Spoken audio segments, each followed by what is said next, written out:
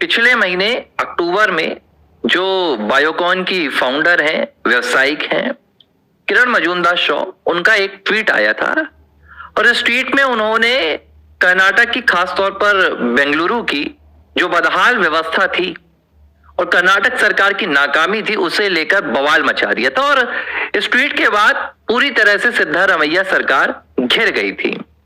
जब किरण मजूमदार शॉ का ये ट्वीट आया तो कर्नाटक के तमाम व्यवसायियों ने बेंगलुरु की खस्ताहाल व्यवस्था को लेकर सिद्धारमैया सरकार की आलोचना करनी शुरू कर दी। इस बीच चंद्रबाबू नायडू के जो बेटे हैं, जो आंध्र प्रदेश में आईटी मंत्री हैं, नारा लोकेश, उन्होंने ट्वीट किया था और एक ट्वीट कर उन्होंने कहा था कि भाई, आंध्र प्रदेश को गूगल ने चुना है इन्वेस्ट करने के लिए, पास आपका आईटी हब बनाने के लिए। तो उन्होंने कहा कि जो भी व्यवसायी परेशान है कर्नाटक की बदहाल स्थिति को लेकर और सरकार उन्हें उनके अनुकूल इंफ्रास्ट्रक्चर नहीं मुहैया करा पा रही है, तो उनके लिए हमेशा आंध्र प्रदेश के दरवाजे खुले हैं। हमारे यहाँ आपको सब कुछ मिलेगा, आपको अनुकूल माहौल मिलेगा, आपको एक व्यावसायिक इकोसिस्टम मिलेगा। जब नारा लोकेश ने ये ट्वीट किया तो मल्लिकार्जुन खड़गे के बेटे, जो वहां के यानी कि कर्नाटक के आईटी मंत्री हैं, उन्होंने एंट्री की और उन्होंने कहा कि भाई, जो नारा लोकेश हैं, चंद्रबाबू नायडू के बेटे, वो कर्नाटक के व्यवसाय को हड़पने की कोशिश कर रहे हैं, वो कर्नाटक के व्यवसाय को जालसाजी से छीनने की कोशिश कर रहे हैं। इसका बाद में नारा लोकेश ने जवाब भी दिया था कि किस तरह आंध्र प्रदेश ने गूगल का जो पूरा निवेश है वो अपने प्रदेश में लेकर आया, किस तरह से वो आईटी के लिए पूरा हब तैयार कर रहे हैं, रोजगार के लिए हब तैयार कर रहे हैं। और जबरदस्त तरीके से नारा लोकेश और इसके बीच में, किसके, प्रियांक खड़गे के बीच में तकरार हुई थी। आज आपको लग रहा होगा कि मैं कर्नाटक और आंध्र प्रदेश के आईटी हब की चर्चा करने क्यों बैठ गया हूं, मैं नारा लोकेश बनाम प्रियांक खड़गे की चर्चा क्यों कर रहा हूं, क्योंकि इसी कहानी से जुड़कर अब जो रिपोर्ट सामने आ रही हैं वो बड़ी हैरान कर देने वाली हैं। प्रियांक खड़गे की इस हरकत के बाद नारा लोकेश ने उसी दिन तय कर लिया था कि वो कर्नाटक से ऐसी सरकार को हटाने में कोई कसर नहीं छोड़ेंगे जो कर्नाटक के लोगों के हित में काम नहीं कर पा रही है, जो दक्षिण के लिए एक अभिशाप बन रही है। और इसके बाद नारा लोकेश कर्नाटक में सक्रिय हो गए। अब इस बीच एक अजीब इत्तेफाक शुरू हो गया कर्नाटक में। कर्नाटक में इत्तेफाक क्या शुरू हो गया कि प्रियांक खड़गे ने राष्ट्रीय स्वयंसेवक संघ के खिलाफ मोर्चा खोल दिया। वो राष्ट्रीय स्वयंसेवक संघ को कर्नाटक में बैन करने की पूरी अपनी कहानी शुरू कर चुके थे। मंत्री अपने सीएम को खत लिख रहे हैं, केंद्र से मांग कर रहे हैं, अनाप शनाप बातें राष्ट्रीय स्वयंसेवक संघ को लेकर और फिर हिंदूवादी विचारधारा को लेकर उन्होंने देने शुरू कर दिए। इस पूरे बयान से आरएसएस के खिलाफ माहौल बनाने को लेकर डीके शिव कुमार की नाराजगी निकलकर सामने आई थी और उन्होंने इससे अपने आप को पूरी तरह से दूर कर लिया था।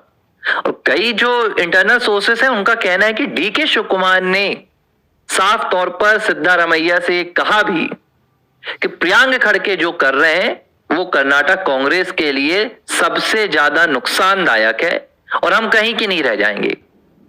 लेकिन सिद्धारमैया ने कहा कि प्रियांक जो भी कर रहे हैं उन्हें हाई कमांड का समर्थन प्राप्त है, इसलिए मैं उनको रोकूंगा भी नहीं और वो जो कर रहे हैं हाई कमांड के कंट्रोल में कर रहे हैं, यानी कि गांधी परिवार के कहने पर कर रहे हैं। इस घटना के बाद नारा लोकेश ने डीके शिव कुमार के साथ बातचीत शुरू की। अब बातचीत 2 से 3 दफे हुई, मीटिंग्स हुई हैं, कहां हुई है इसकी कोई जानकारी सार्वजनिक नहीं की गई। इंटरनल मीटिंग्स हुई। अब नवंबर का महीना आया तो आप सोच रहे होंगे कि डीके शिव कुमार अपनी कुर्सी वापस मांग रहे हैं। देखिए, ये बात मुझे समझ में आ रही है, ये बात आपको समझ में आ रही है, जिसका सरकार से, संगठन से कोई दूर दूर का लेना देना नहीं है, कि गांधी परिवार कभी भी डीके शिव कुमार को मुख्यमंत्री नहीं बनाएगा। और मुख्यमंत्री अगर डीके शिव कुमार को बनाना होता तो मई के महीने में साल 2023 में ही वो बना दिए गए होते, जब 140 विधायक डीके शिव कुमार के नेतृत्व में जीत कर आए थे कर्नाटक में। ये बात डीके शिव कुमार को स्पष्ट है। क्यों?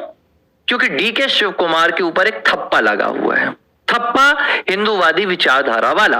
देखिए, राजनीति में रहकर अब कांग्रेस पार्टी के वो नेता हैं तो उन्हें कुछ बयान तो देने पड़ जाते हैं, लेकिन जिस लिहाज से गांधी परिवार और कांग्रेस के गांधी परिवार के तमाम समर्थक हिंदूवादी विचारधारा के खिलाफ बोलते हैं, डीके उससे तौबा करते हैं, खुद को अपने आप को दूर रखते हैं। तो मेरा सवाल यह है कि 2.5 साल के बाद अचानक डीके शिव कुमार इतनी लड़ाई क्यों लड़ रहे हैं? क्या उनको नहीं पता कि गांधी परिवार उनको ये नहीं देने वाला है मुख्यमंत्री की कुर्सी? कांग्रेस हाईकमांड कभी भी उनके हित में फैसला नहीं रखेगा। तो 2 सवाल आते हैं कि अब तक डीके शिव कुमार ने इंतजार क्यों किया, और इंतजार किया तो अब जब उन्हें पता है कि पार्टी उनके हित में फैसला नहीं लेने वाली है, तो डीके शिव कुमार पार्टी को क्यों मजबूर कर रहे हैं फैसला लेने के लिए? दरअसल इसके पीछे कहानी है। जब प्रियांक खड़गे ने आरएसएस के खिलाफ मोर्चा खोलना चाहा, तब डीके शिव कुमार के संपर्क में नारा लोकेश आए, चंद्रबाबू नायडू के बेटे, और उन्होंने डीके शिव कुमार को एनडीए में आने का प्रस्ताव दिया। उन्होंने कहा कि यह मेरी पूरी जिम्मेदारी होगी कि मैं आपके लिए कैसे एनडीए के दरवाजे खुलवाऊंगा, आपका पद सुनिश्चित करूंगा, आपका कद सुनिश्चित करूंगा, और आपका जो पूरा कुनबा आएगा उसके लिए भी हम सब कुछ सुनिश्चित करेंगे। धीरे धीरे ये बातचीत आगे बढ़ने लगी, और ये पहला मौका नहीं है जब डीके शिव कुमार के साथ ऐसा हो रहा है। डीके चाहते तो पहले भी बगावत कर सकते थे, लेकिन उन्होंने यही वक्त चुना। कब? जब राष्ट्रीय स्वयंसेवक संघ के खिलाफ प्रियांक खड़गे ने मोर्चा खोला। अब कहानी ये निकल कर आ रही है कि नारा लोकेश और चंद्रबाबू नायडू के जरिए एनडीए में तमाम बातचीत लगभग तय हो चुकी है डीके शिव कुमार की, और ये जिम्मेदारी खुद चंद्रबाबू नायडू ने ली है कि वो जो भी राष्ट्रवादी विचारधारा या सनातन विचारधारा से जुड़े हुए कांग्रेस के नेता हैं, जो अभी कहीं ना कहीं कांग्रेस में फंसे हुए हैं, उन्हें वो एनडीए में खींचकर लाएंगे। सिर्फ डीके शिव कुमार नहीं, बगल में ही रेवंत रेड्डी भी चंद्रबाबू नायडू से सीधे संपर्क में है, और कर्नाटक के जैसे ही यहां पर समीकरण तय होंगे, इसके बाद आपको अगला जो कदम देखने के लिए मिलेगा वो सीधे आपको तेलंगाना में देखने के लिए मिलेगा। और दोनों बातों के तमाम जो सबूत हैं, जो संभावनाएं, वो खुलकर सामने आ रही हैं। इसीलिए अब जब 2.5 साल हो गया, जब ये बात तय हो गई है कि भाई डीके शिव कुमार को कुछ नहीं मिलने वाला है, तो वो कांग्रेस पार्टी के खिलाफ माहौल बनाना चाहते हैं। वो कांग्रेस पार्टी का सच कांग्रेस के उन कार्यकर्ता, देखिए होता क्या है ना कि डीके शिव कुमार अगर सीधे चले जाएंगे कि नहीं भैया मुझे भारतीय जनता पार्टी में जाना है और मुझे आरएसएस में वापस जाना है, मैं घर वापसी करना चाहता हूं, मैं कांग्रेस छोड़ रहा हूं, तो शायद डीके शिव कुमार के जो तमाम समर्थित विधायक हैं वो डीके को लालची समझेंगे कि डीके शिव कुमार को मुख्यमंत्री की कुर्सी नहीं मिल रही है तो वो जा रहे हैं, डीके शिव कुमार की पार्टी के साथ नहीं बन रही है तो वो जा रहे हैं। लेकिन डीके शिव कुमार कांग्रेस को एक्सपोज कर रहे हैं, कांग्रेस के कार्यकर्ताओं के सामने, कांग्रेस के विधायकों के सामने गांधी परिवार को एक्सपोज कर रहे हैं कि कैसे गांधी परिवार ने उनके साथ 2.5 साल पहले वादा खिलाफी की थी, विश्वासघात किया था। उनसे कहा था कि 2.5 साल के लिए सिद्धारमैया को आप बने रहने दीजिए, मुख्यमंत्री 2.5 साल बाद हम आपको सीएम की कुर्सी सौंप देंगे। लेकिन 2.5 साल बीतने के बाद गांधी परिवार अपने वादे से मुकर गया। गांधी परिवार अपना जो उन्होंने वचन दिया था उससे पिछड़ गया। इसीलिए बीते दिन डीके शिव कुमार ने वो पोस्ट भी डाला कि जो अपने शब्दों पर बना रहता है वो दुनिया पर जीतता है, शब्दों की ताकत ही दुनिया जीतती है। वो इशारा सीधे तौर पर राहुल गांधी और सोनिया के लिए था। ऐसे ही अगर डीके आ जाएंगे भारतीय जनता पार्टी में, ऐसे ही डीके आ जाएंगे एनडीए में, तो कांग्रेस की विचारधारा के खिलाफ माहौल नहीं बनेगा। लेकिन डीके इस बात को जानते हैं कि उन्हें क्या करना है।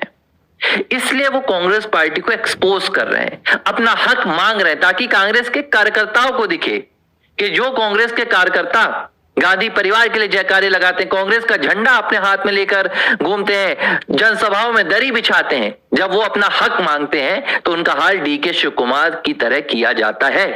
डीके ये दिखाना चाहते हैं कर्नाटक कांग्रेस को, ताकि जब डीके कर्नाटक कांग्रेस से बगावत करें तो सिर्फ कांग्रेस की सरकार ना गिरे, बल्कि पूरी कर्नाटक से कांग्रेस की कहानी ही खत्म हो जाए।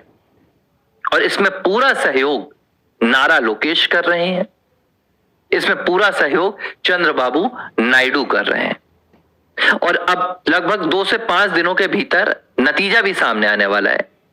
हाईकमांड ने तो यह भी कह दिया कांग्रेस के कि हमने अपना फैसला ले लिया है, सिद्धारमैया और डीके शिवकुमार को आपस में बैठने की सलाह दे दी है कि आप आपस में बैठ लो, और भैया अगर आप मान रहे हो तो ठीक है, नहीं तो डीके को जो करना करे।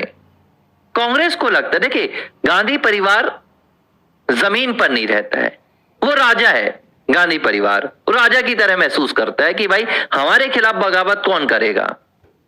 जब पानी सर के ऊपर चला जाता है तब उन्हें पता चलता है कि बगावत हो चुकी है। जैसे सिंधिया को वो यही सोचते थे।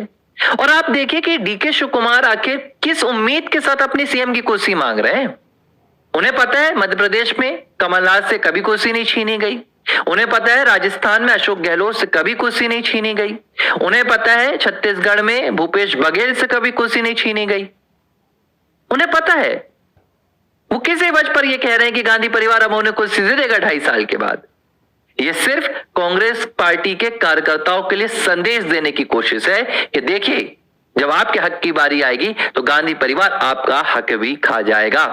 और इसीलिए जो लोग सवाल पूछ रहे हैं कि डीके आखिर क्या कर रहे हैं कांग्रेस में, डीके क्यों नहीं कांग्रेस छोड़ दे रहे, क्यों बगावत नहीं कर दे रहे हैं, इसीलिए डीके समय ले रहे हैं। बगावत होना तय है, कर्नाटक का नया मुख्यमंत्री भी बनना तय है। मुख्यमंत्री कौन होगा ये भी बहुत जल्द आपको पता चल जाएगा। और भारतीय जनता पार्टी महाराष्ट्र की तरह ही कर्नाटक में बहुत जल्द नई सरकार बनाती हुई आपको नजर आ जाएगी।